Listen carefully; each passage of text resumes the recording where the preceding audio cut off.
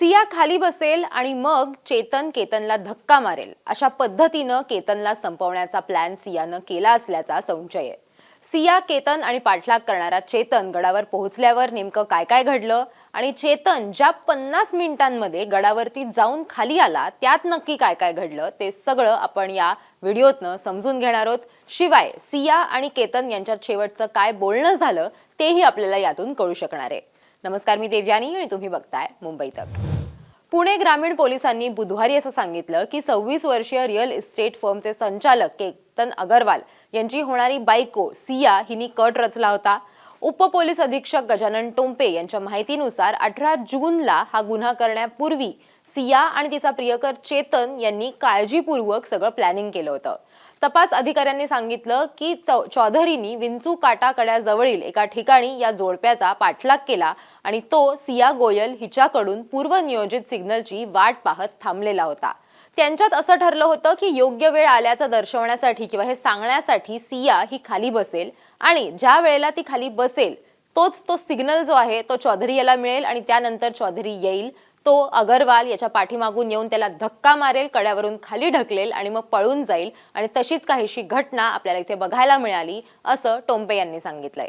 पोलिसांनी दिलेल्या माहितीनुसार चौधरीनं पोलिसांची नजर चुकवण्यासाठी स्वतःचा मोबाईल फोन पुण्याच्या मार्केट यार्ड भागातल्या त्याच्या दुकानातच ठेवला आणि त्याऐवजी त्याच्या एका कर्मचाऱ्याचा फोन तो सोबत घेऊन आला होता। सध्या त्या कर्मचाऱ्याची चौकशी केली जाते। तपास अधिकाऱ्यांनी असं सांगितलं की गुन्ह्यासाठी निवडलेली जागा ही कमालीची निर्जन होती, तसंच मिड वीक होता, वीकेंड नाही, त्यामुळे पर्यटकांची संख्याही फार कमी होती, ज्यामुळे प्रत्यक्षदर्शी मिळणं हे कठीण झालं। सुरुवातीला सिया गोयलनं या घटनेबाबत परस्पर विरोधी माहिती दिल्यामुळे तिच्यावरती संशय बळावला। तिने आधी दावा केला होता की फोटोसाठी पोज देताना अगरवाल याचा पाय घसरला, पण केतनच्या फोनमध्ये एकही फोटो सापडला नाही। मग तिने असं सांगितलं की आम्ही वर गेल्यानंतर मी दमले होते, मी खाली बसले, मी केतनला पाण्याची बाटली मागितली आणि पाण्याची बाटली देताना केतन खाली पडला।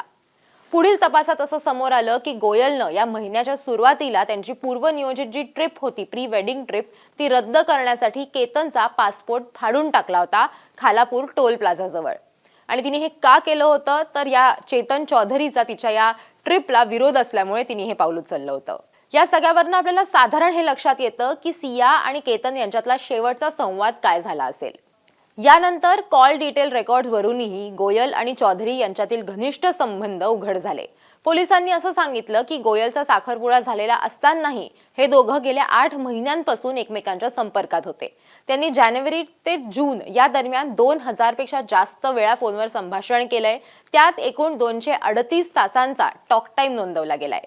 लोहगड किल्ल्याच्या पायथ्याशी असलेल्या सीसीटीव्ही फुटेजमुळे या प्रकरणात एक मोठा सुगावा लागला। यामध्ये हुडी घालून चेतन जो आहे तो आपल्याला गडावरती जाताना आपल्याला बघायला मिळतो किंवा या जोडप्याचा पाठलाग करताना तो आपल्याला सीसीटीव्ही मध्ये दिसतो आणि त्यातूनच तपास अधिकाऱ्यांना असं कळलं की फुटेजमध्ये गोयल त्याला इशारा करतानाही कैद झालीये। ज्या वेळेला पोलिसांनी हे सगळं सीसीटीव्ही चेक केलं त्यावेळेला त्यांच्या हे लक्षात आलं की एकतर उन्हाळ्याचा हा मुलगा हुडी घालून जातोय, त्याच्यावरती हेडफोन सुद्धा लावलेले आहेत आणि हे सगळं घडत असतानाच सीसीटीव्ही मध्ये सिया गोयल ही त्या चेतन चौधरीला इशारा करताना आपल्याला बघायला मिळते आणि एकदा किंवा दोनदा नाही तर ती सतत म्हणजे वर ज्यावेळेला ते वर चढत होते त्यावेळेला सतत ती वळून वळून सारखं मागे बघत होती आणि मागे कोण होतं तर तिचा तो प्रियकर चेतन चौधरी होता।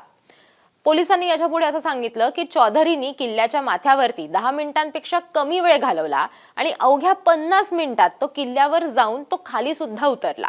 हे आरोपी जे आहेत ते एकमेकांना कुटुंबांच्या व्यवसायामुळे ओळखत होते असंही म्हटलं जातंय। गोयल याचं कुटुंब हे मसाल्यांच्या व्यवसायात आहे तर चौधरी याचं कुटुंब हे किराणा मालाच्या व्यवसायात आहे। दुसरीकडे चौधरीच्या कुटुंबानं हे सगळे आरोप फेटाळून लावलेत। त्यांचं आणि गोयलचा कोणताही संबंध नसल्याचं त्यांनी म्हटलेलं आहे आणि त्याचबरोबर त्यांच्या मुलाचा आणि सियाचा काही संबंध आहे किंवा त्यांच्या मुलाकडनं त्यांनी सियाचं नाव कधीच ऐकलेलं नाहीये असं सुद्धा ते म्हटलेत आणि आमचा मुलगा हा पूर्णपणे निर्दोष आहे असाही दावा त्यांच्या कुटुंबाकडनं करण्यात येतोय। आरोपींनी या कथित हत्येचा कट रचण्यापूर्वी लोहगड किल्ल्यावर रेकी केली होती का या दिशेने पोलीस आता पुढे तपास करतायत। पण एकूणच काय तर सिया आणि चेतन यांनी मिळून केतनला संपवण्याचा कट रचला होता हे आता स्पष्टच झालेलं आहे आणि त्यानंतर हळूहळू याच्यातले एक एक पैलू जे आहेत ते आता उलगडायला सुरुवात झालेली आहे. असंही म्हटलं जातंय की हा सगळा प्लॅन करण्यापूर्वी सिया आणि चेतन हे एका कॉफी शॉपमध्ये भेटलेले होते.